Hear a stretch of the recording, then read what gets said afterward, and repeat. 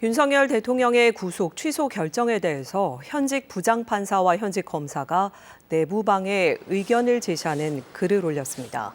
부산지법 소속 김도균 부장판사는 오늘 법원 내부망 코트넷에 구속 취소 유감이라는 제목의 글을 올려 이번 결정은 즉시 항고 절차를 통해 취소돼야 하고 이를 통해 절차적 혼선이 정리됐어야 한다고 주장한 것으로 알려졌습니다.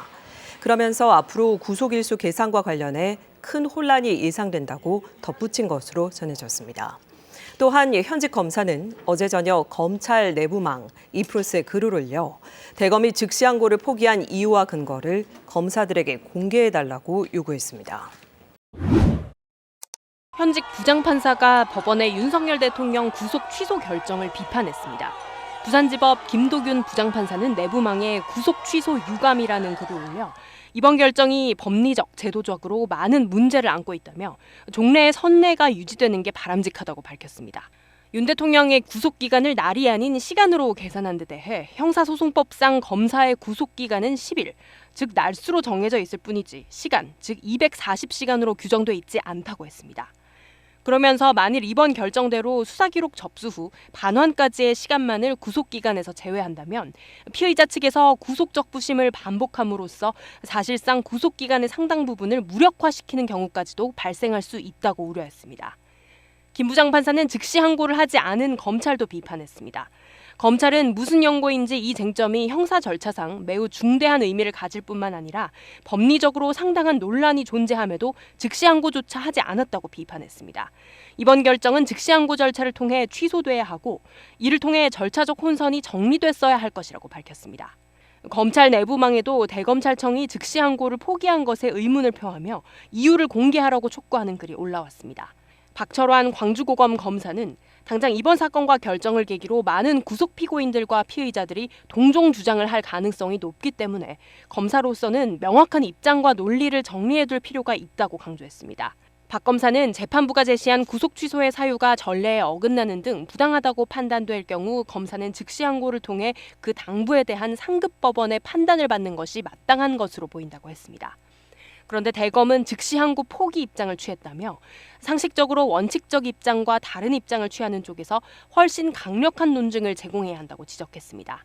아울러 대검이 이번 의사결정과 관련된 정보를 정확하고 풍성하게 제공해주기를 기대한다며 그래야 검찰 구성원들만이라도 대검 지휘의 순수성에 대해 의문을 갖지 않을 듯하다고 강조했습니다. KBS 뉴스 신선민입니다.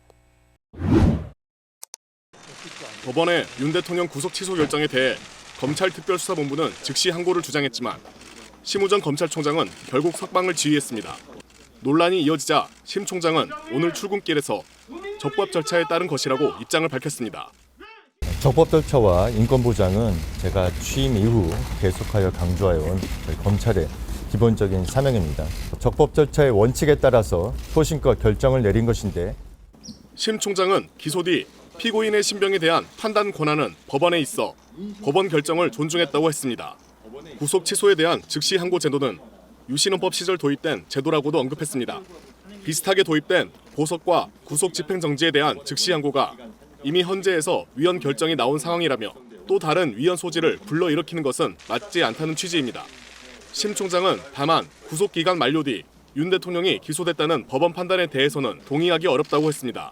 그동안 실무 관행과 맞지 않는다면서 본안 재판에서 다투도록 수사팀에 지휘했다고 덧붙였습니다. 정치권의 사퇴 요구와 탄핵 경고에 대해선 일축했습니다. 그것이 사퇴 또는 탄핵의 사유가 된다고는 생각하지 않습니다. 탄핵은 국회의 권한이니만큼 앞으로 절차가 진행된다면 그에 따라서 대응하겠습니다. 검찰 내부에서는 대검찰청이 즉시 항고 대신 윤 대통령 석방 지휘를 한 근거를 공개해달라는 의견도 나오고 있습니다. KBS 뉴스 김영훈입니다. 형사소송법상 구속기간은 열흘이 기본입니다. 다만 구속영장 심사를 위해 수사기록이 법원에 가고 영장이 발부돼 수사기록이 검찰로 다시 돌아오기까지의 기간은 포함되지 않습니다. 재판부는 이때 걸리는 기간을 시간 단위로 계산해야 한다고 봤습니다. 즉 윤 대통령이 체포된 일시는 지난 1월 15일 오전 10시 33분쯤, 구속기간은 열흘째인 1월 24일 자정까지입니다. 그런데 이 기간에 윤 대통령의 구속영장 심사가 33시간 7분이 소요됐고 이 기간을 구속기간에 포함하지 않으면 지난 1월 26일 오전 9시 7분쯤이 구속기간 만료 시점이라는 게 재판부의 판단입니다. 그런데 검찰의 공소 제기는 지난 1월 26일 저녁 6시 52분쯤 이루어져 구속기간 만료 이후라는 겁니다. 재판부는 시간 단위로 계산하지 않으면 서류 접수와 반환 시점에 따라 구속기간이 달라지는 불합리가 발생한다며 기술의 발달로 정확한 시간을 확인하고 관리하는 게 어렵지 않다고 설명했습니다. 검찰은 윤 대통령의 체포적고 심사에 소요된 10시간 32분도 구속기간 연장에 반영해야 한다고 주장했습니다. 하지만 법원은 관련 규정이 명확하지 않다며 받아들이지 않았습니다. KBS 뉴스 신현욱입니다.